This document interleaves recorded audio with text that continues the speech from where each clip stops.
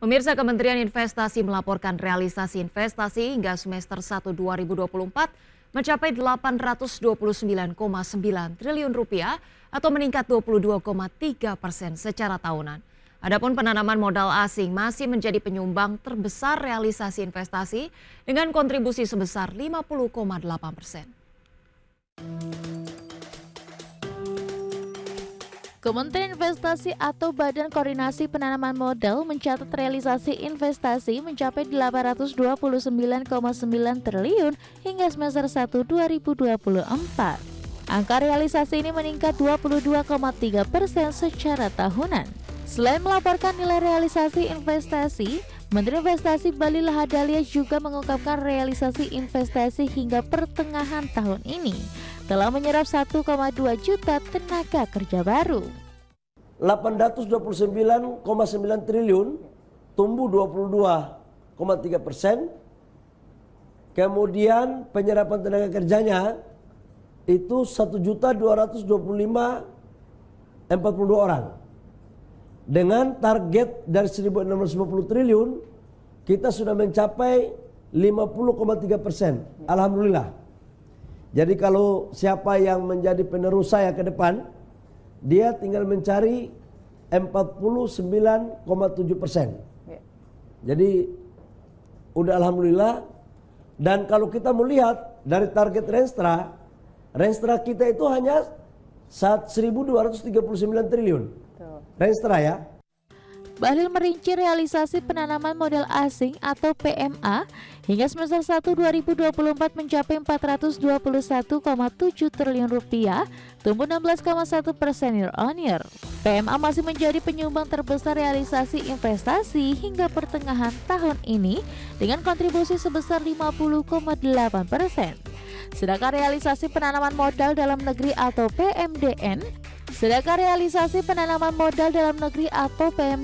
tercatat sebesar 408,2 triliun rupiah pada periode Januari hingga Juni 2024, tumbuh 29,4% year on year. Adapun PMDN menyumbang 49,2% terhadap total realisasi investasi pada semester 1 2024. Tim Liputan IDX Channel. Ya pemirsa, sepanjang semester 1 2024 realisasi investasi di luar Jawa mencapai 416,2 triliun rupiah atau tumbuh 17,3% secara year on year dan secara nilai mencapai 50,2% terhadap total realisasi investasi keseluruhan.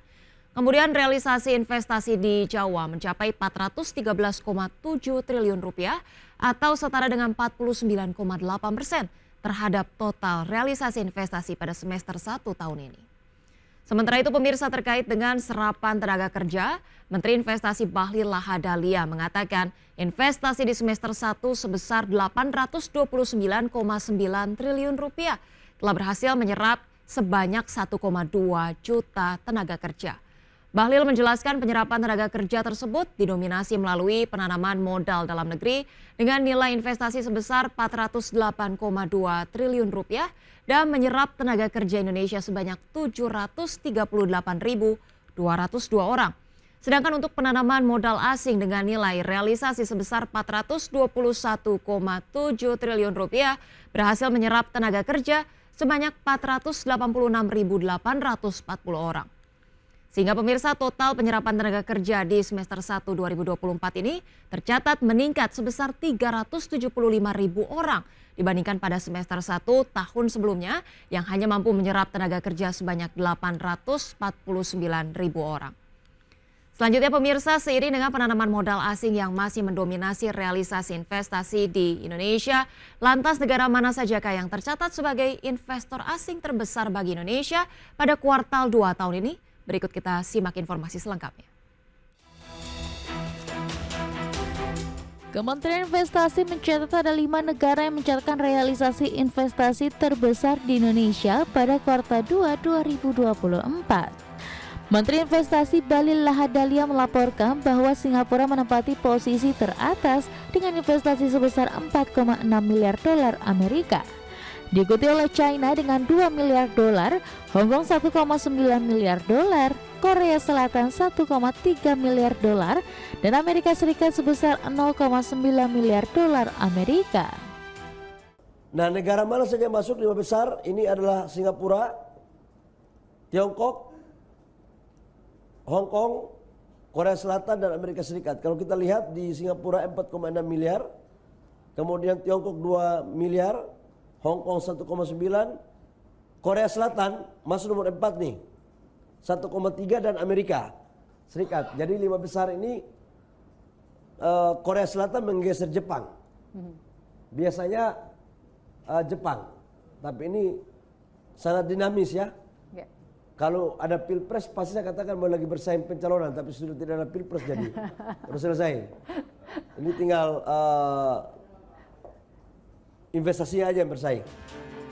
Sebelumnya Kementerian Investasi melaporkan realisasi investasi pada kuartal 2 2024 mencapai 428,4 triliun rupiah.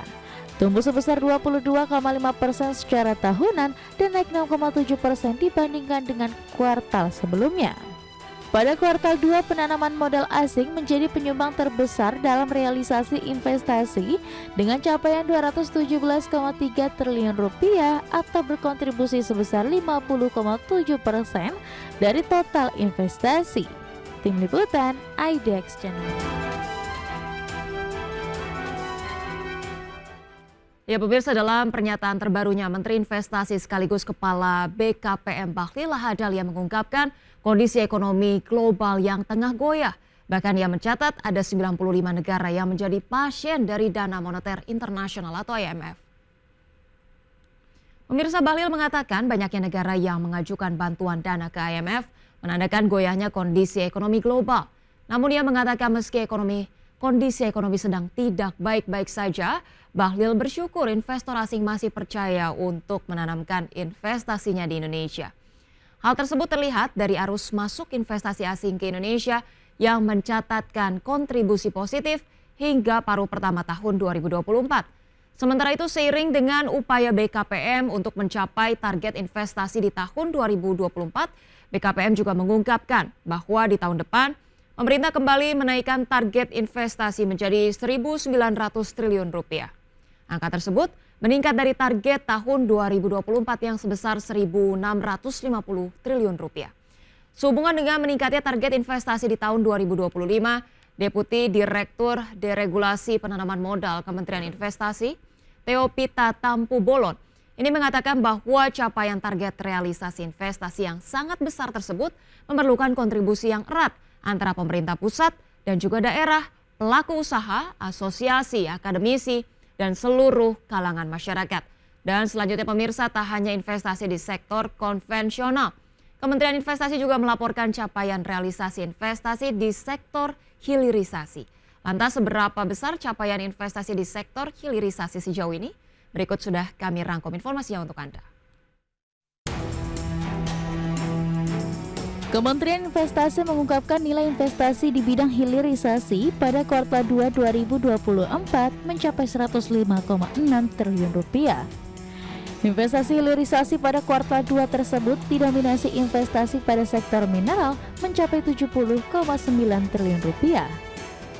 Secara rinci investasi pada sektor ini terdiri dari hilirisasi nikel sebesar 47,5 triliun rupiah, tembaga 19,6 triliun rupiah, bauksit 3,7 triliun rupiah, dan timah 0,1 triliun rupiah.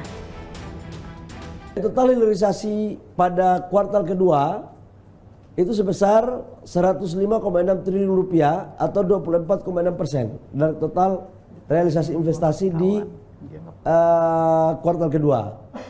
Di mana dari mineral itu sebesar 70,9 triliun, kehutanan 11,2 triliun, pertanian 12,5 triliun, minyak dan gas 5,8 triliun, kemudian baterai listrik itu 5,2 triliun.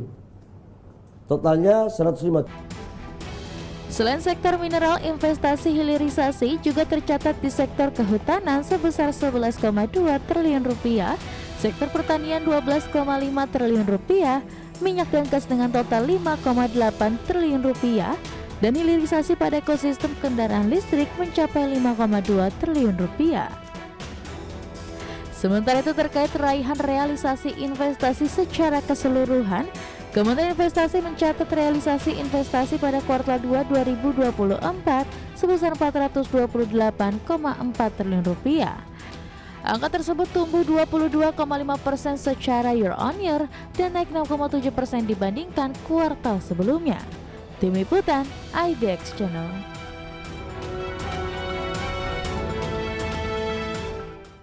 Ya pemirsa, jika tadi sudah kita lihat bersama realisasi investasi hilirisasi pada kuartal kedua, saatnya kita menggali lebih lengkap realisasinya di sepanjang semester 1 2024.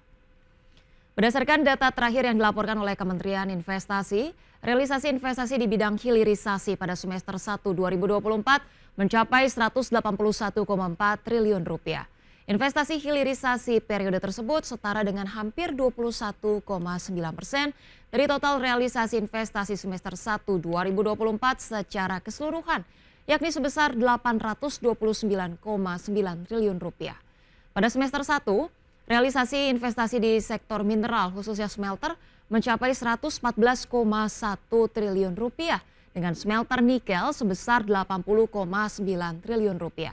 Tembaga 28 triliun rupiah, bauksit 5,1 triliun rupiah dan timah 0,1 triliun rupiah. Kemudian pemirsa di sektor kehutanan dengan komoditas pulp atau kertas ini mencapai 24,5 triliun rupiah. Sektor pertanian mencakup minyak kelapa sawit dan juga oleokimia ini sebesar 23,6 triliun rupiah.